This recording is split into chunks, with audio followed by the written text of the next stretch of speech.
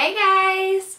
We have a special guest. Presley is here with us today because we are doing her 3-month update, and she's very active right now, so I thought she would hang out with us.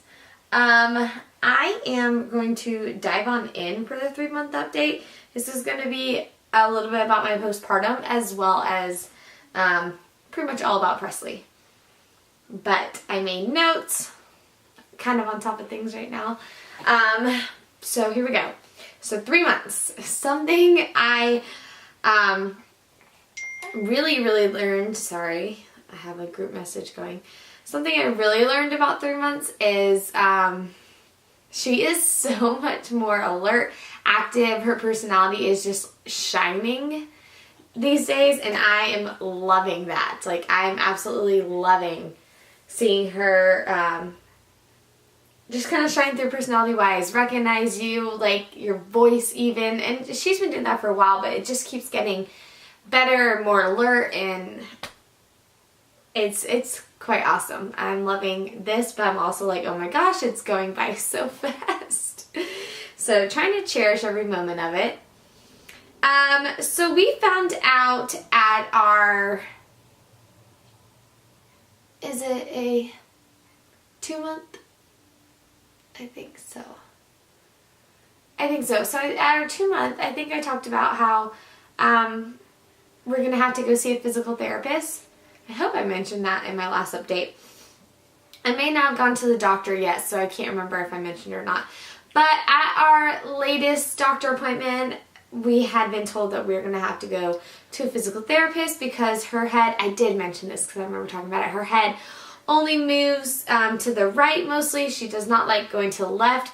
It has gotten so much better, and her movement and her strength has gotten better, but we did do a physical therapy appointment, so I have been working with her. The physical therapist said she has torticollis. I believe I mentioned that, and basically she has trouble with her left side muscles. They're a little weaker, so her head kind of tilts to the left because it's not strong enough. And the left side of her body, kind of, it'll follow when she gets stronger. I believe I mentioned all this. But, so the physical therapy appointment went great. And she showed us a lot of, like, exercises and moves. And I really enjoyed that because there were things I did not know. Like, a baby's supposed to have tummy time for about 90 minutes a day. And we were maybe getting like 20 to 30 minutes a day. So that shocked me. Like with Aiden, it just kind of came all naturally and I didn't have to focus or worry about anything. But since this is not coming naturally for her, we do have to work on it. So we just do like little pull-ups, like where I'm pulling her arms and she's kind of like pulling herself up and then resisting going down. I turn her hips and try and get her to do the movements of wanting to roll over. And then, what else? We stretch out her neck every day, just stuff like that. A lot more tummy time, and it's harder with babies with reflux, and the physical therapist asked if we had reflux because it is harder to put them on their stomach and they don't enjoy it as much. So that was surprising. I guess it makes sense. I just never thought that the two were in relation. So that was interesting, and she's just improved so much since we've been doing the exercises. Like, it is amazing, the improvement that she has done in such a short time. I think it's been like 2 weeks since we've gone to an appointment. She has her second appointment tomorrow. So I'm kind of hoping they'll be like, wow, good, maybe she shouldn't have to go anymore. But she's not attempting to roll over yet, so I think maybe we'll have to go a couple more times. But she is getting so much stronger, and she holds her head up really well now and turns to the left a lot more. Like, she'll automatically do it. She just improved so much in such a short time. So physical therapy, she is sleeping through the night. I have mentioned that, and she does 10, 11, or 12 hours every night. And that video is to come. I think is the next one I'm going to film. And basically on how I naturally got her to sleep through the night. However, with sleeping through the night, we're still not quite established fully on nap times. We've gotten better, so she is napping more during the day, but I have to catch her at the right time. It's just hard when I have to get her up so early to take my son to school, and then I'm in the transitioning of getting to work, and then at work once she kind of gets settled in, it's like, okay, now we got to go pick up Bubba from school, and it's just a hot mess. Like, we're always back and forth. They're constantly doing something. So it makes nap times a little harder. But she sleeps through the night no matter what, so I'll take it. Like, I'll take little nap times and not sleeping, and her sleeping through the night, because I'd rather sleep through the night. But her nap times are short, 45 minutes, an hour if I'm lucky, sometimes 30 minutes. They're very short nap times when she does get put down. But I'm trying different routines to see what works best and what she likes the best. So I don't want to do her nighttime routine for nap time, because I don't know if that would confuse her or not, but I'm doing something similar, just not everything. And if you want to see a nighttime routine, I think I'm going to do that. Let me know in the comments. But yeah, I might talk about it in my how to get her to sleep through the night and how I naturally read the signs and what I did. But if you want to see it, let me know. So she's sleeping through the night. Her poop, I think it's going to be TMI, her poop started randomly smelling like vinegar. So I went on a trip, and I'll talk about that in a minute, but when I came home, I noticed her poop started smelling like vinegar. And I was like, okay, well, maybe it was very different, the stuff I was eating when I was gone, and maybe my body was giving off something to make her poop smell like vinegar. Then after like some time had passed, it still continued, and I did some research, and I called her pediatrician, and that can be linked to teething.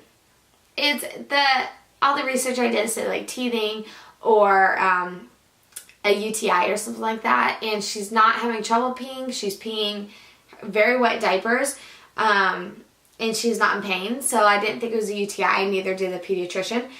And I forgot to mention this, her number of poop diapers reduced. Like, it was like 1 every 2 days, and then it smelled like vinegar, so I was a little concerned, which is why I called the pediatrician. But yeah, it can be linked to teething, and she's been teething since about 2 months, and I asked the doctor about that when we went for the doctor visit, and they told me like her teeth will shift underneath the gums and bother her, but I won't see one poke out for a little while. So that, I knew she's been teething, and it seems to have gotten worse. She's gnawing all the time now instead of just every once in a while. So the vinegar smell in her poop is related to teething, which I think is crazy. I've never heard anyone say that.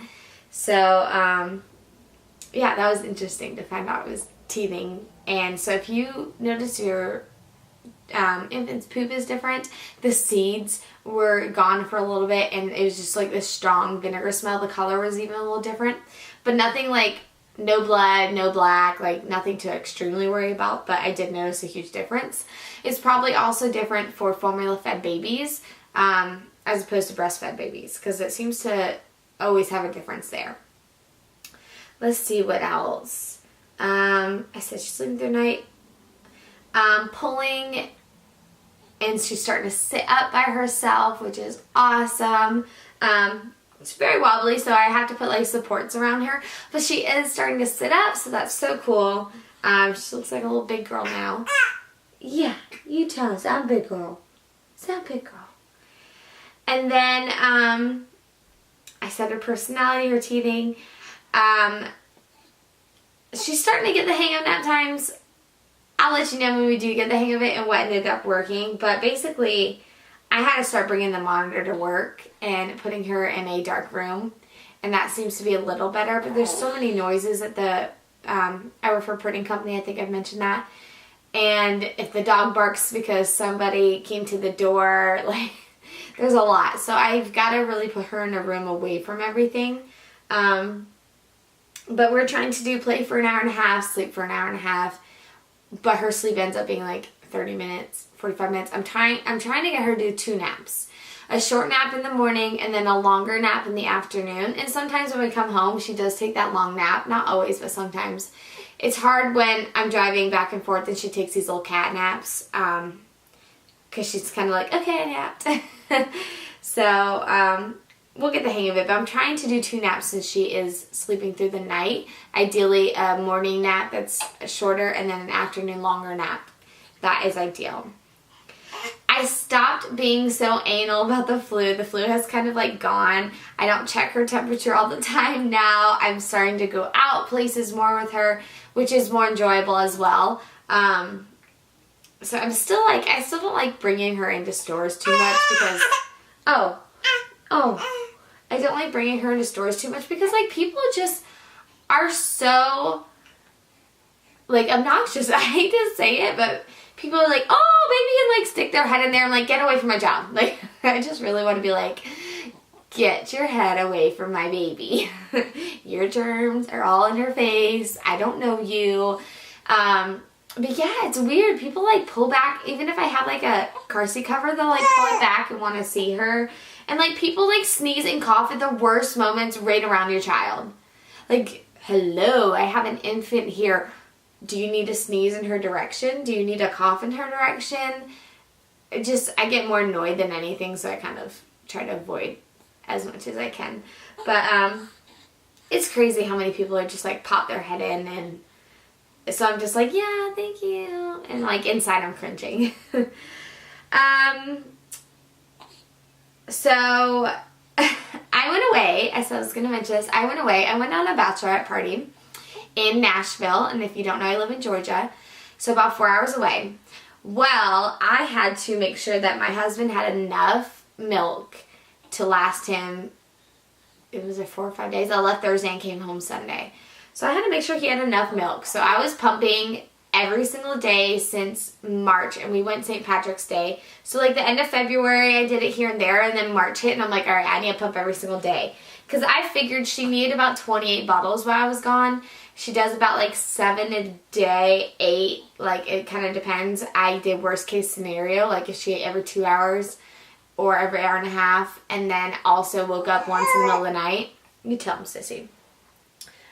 So I did worst case scenario so that he wouldn't have to do formula at all, because I really don't want her to be on formula since I've worked so hard breastfeeding. I didn't want to ruin it by going on a trip.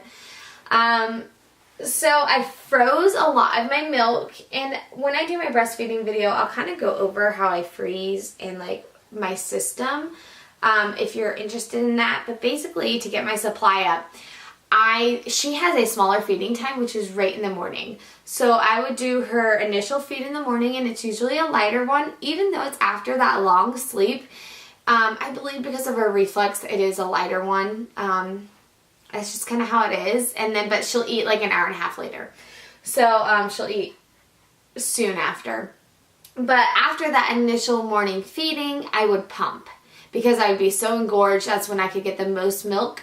And then also, I'd try to pump after I fed her at night and just release anything I had. So I felt like it was okay to have smaller bottles and bigger bottles. So basically they're in these like plastic bags, and I froze them.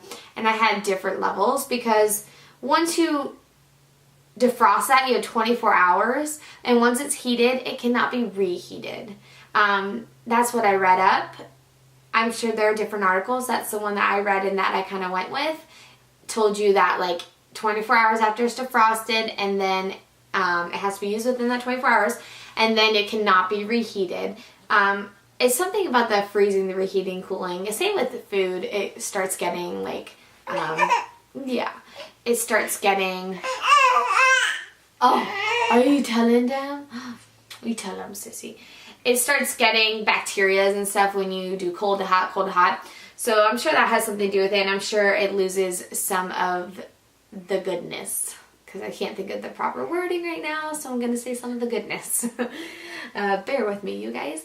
So I ended up having probably like 32 bottles for him, and I did the different sizes because she doesn't always have, like, I didn't want to waste a bunch of milk, so I told him, I said, defrost what you need and then pour into a bottle, and if she needs more, you have more. Or he had smaller bags if she needed just like an ounce or two more.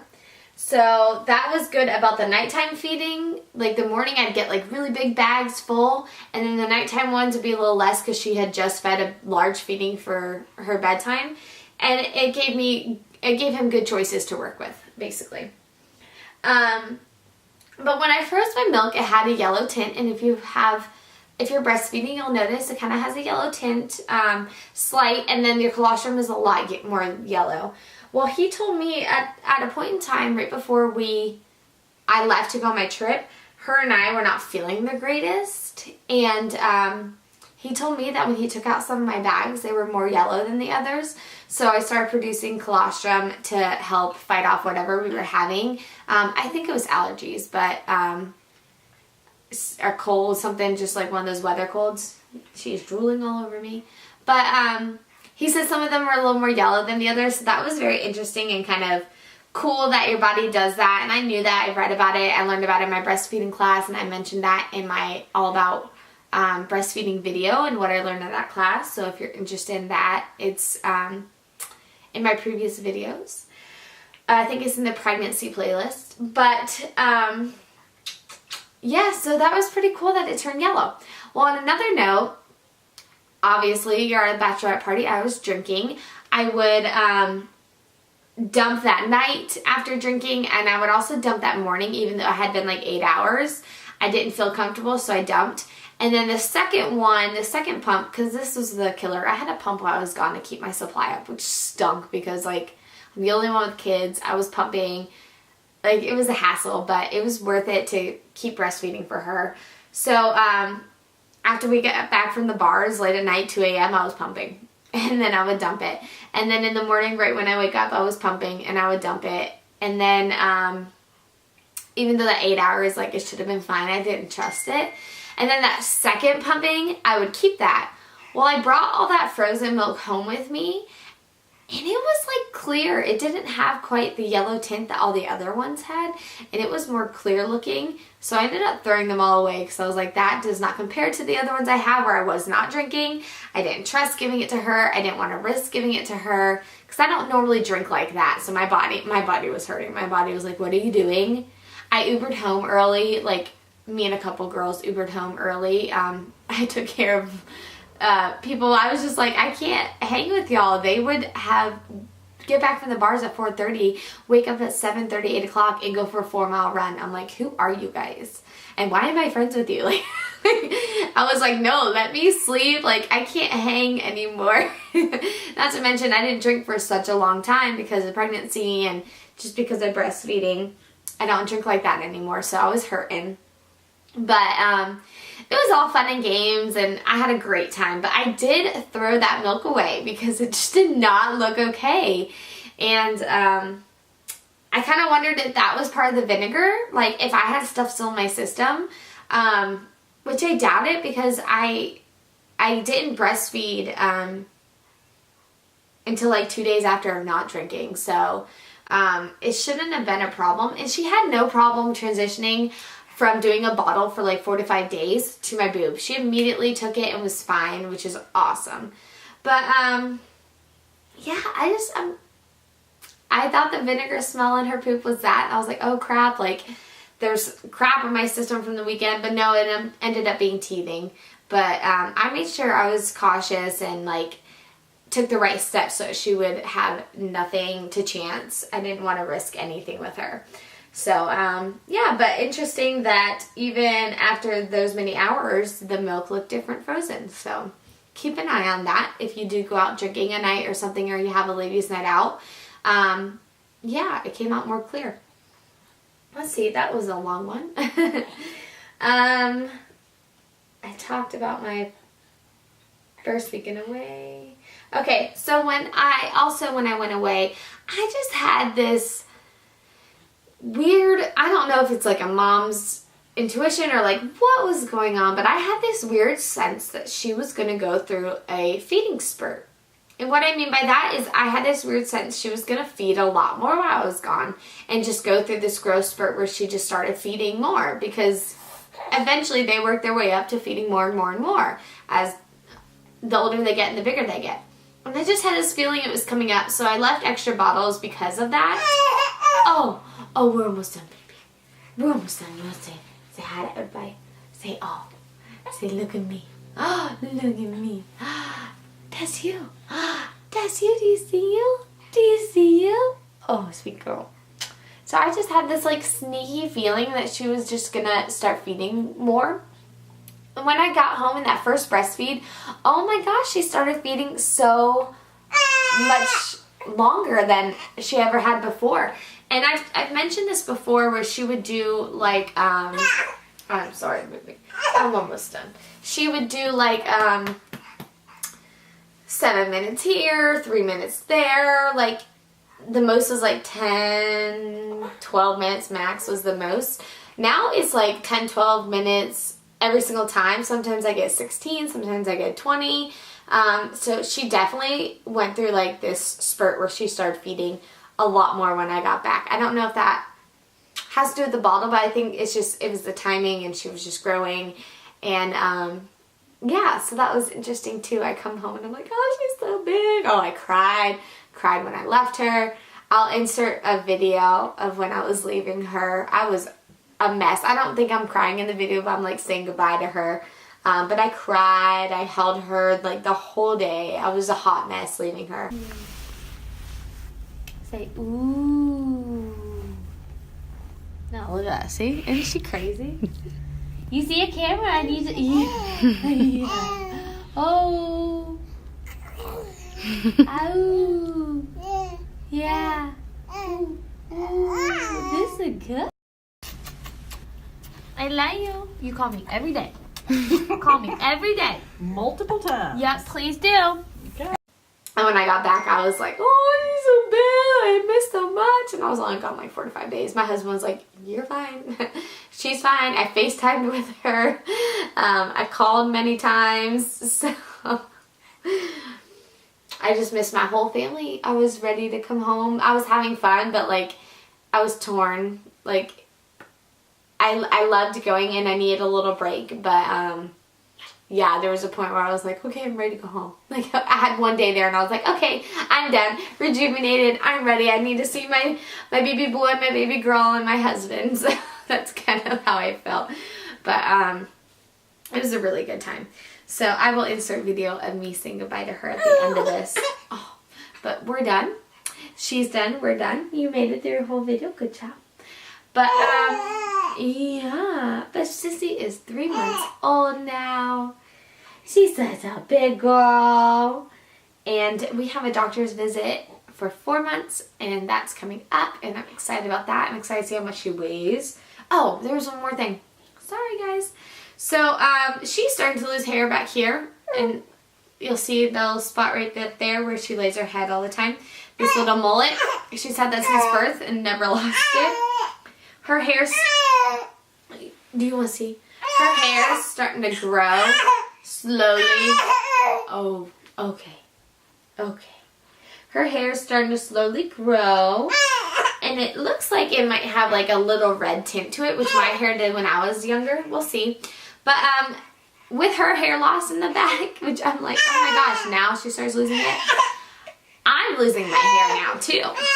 Oh, oh, oh, oh, oh, oh. You tell them, Sissy. You tell them. I'm starting to lose my hair now too. So before my hair was breaking like in half, like I felt like it was breaking. And now when I shower, like so much hair comes off in my hand when I like that. So, okay. Hey, hey, hey. Hey, hey, hey. What you doing? What you doing? Can you give me 2 seconds? I just want to finish. I just want to finish. Yeah, yeah. So my hair is losing now too, and I wonder if maybe we're on the same schedule. I don't know how that works, but a lot of my hair is coming out in the shower, like a lot, and I'm like, no, because I get my hair thin to do this cut, and now it's all falling out anyways. So it's a lot of hair. So yes, so I am getting postpartum hair. Oh, okay. I'm getting postpartum hair loss now, and I am 3 months postpartum. So maybe that's when it starts. But to give y'all all the info, that's the end. So I will see you in my next video, you guys. Let's see, say bye-bye. Look. Look at you. Hey, do you see you? Look. Oh, who's that? Who's that? Sissy. It's Sissy. Till my next video. Bye, guys. Say, look at me, push up, Daddy. Look how I do it. Yeah. See, look at how I push myself up with my arms now. Yeah. Oh. Say, Daddy, look at me grabbing and chewing. Say, look at me grabbing and chewing. Hi. I just grabbing and chewing. Yum, num, num, num, num. Num, num, num, num, num. Such a sweet girl.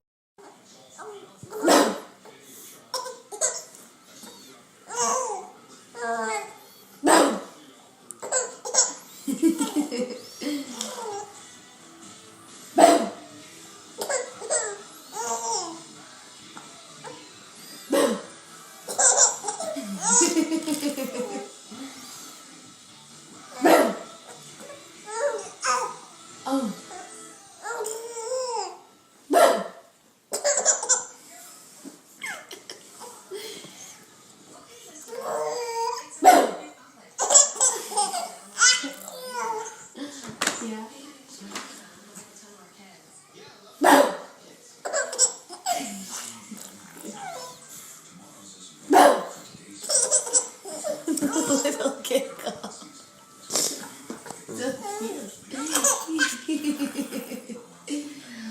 Some more. You can do it.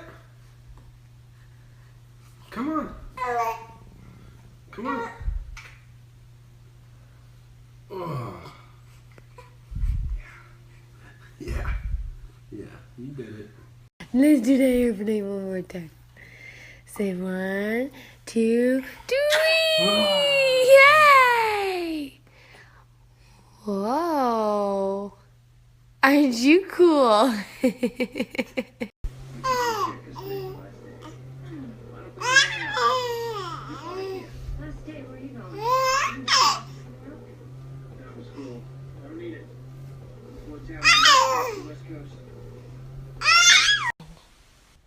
What are you doing? Oh my goodness, look at me sitting up. Say, look at me sitting up. What are you doing?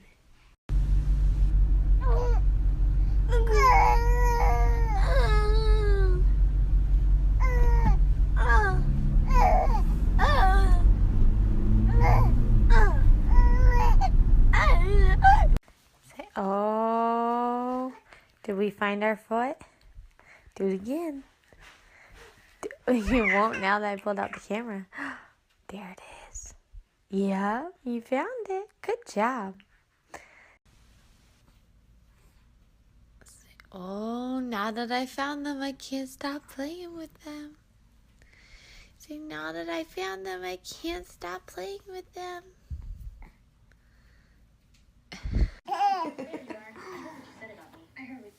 Boo! Boo! Boo! Boo! They're like fake laughing. I said fake laughers. Fake laughing. Boo! Boo! He's just a little faker. He's just a little faker. Boo! Oh, the hiccup. The hiccups get you. Boo! Boo! Oh, yeah? Yeah. Oh, yeah. Oh, hey.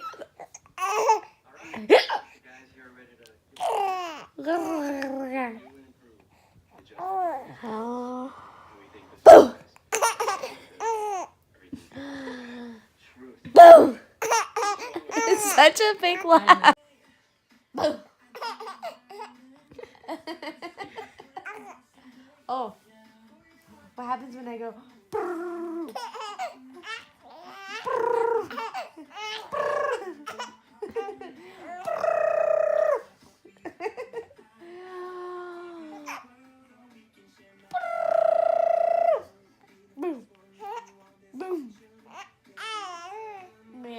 rid of those hiccups.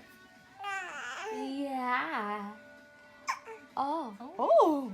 Yeah. Somebody to love. Dance. Oh, there you go. Oh, there you go. Boom. Boom. Boom. Boom.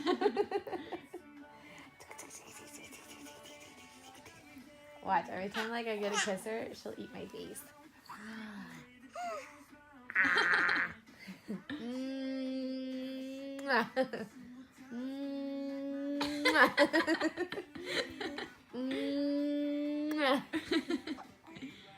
Those are some good kisses. Oh, he's finding the camera. Can I get kisses? Oh, that's a good one. That's a good one. She gets the hiccups every time she giggles. Somebody to love. Say hi, Miss Caroline. Oh, oh.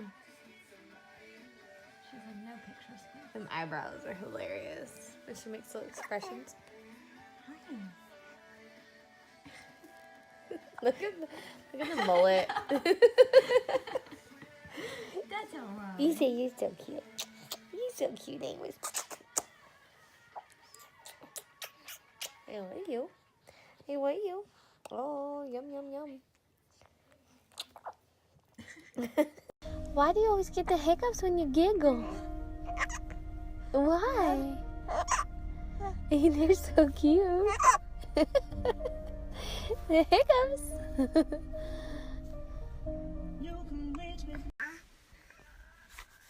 Say we are just so extra with the little bunny diapers and little bunny shoes. Are we so extra? Are we so extra? Extra cute. What?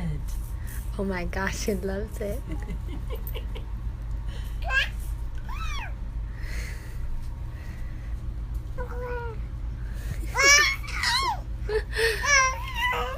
That is hilarious.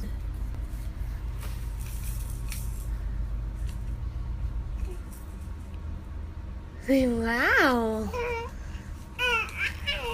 Say, hey, girlfriend.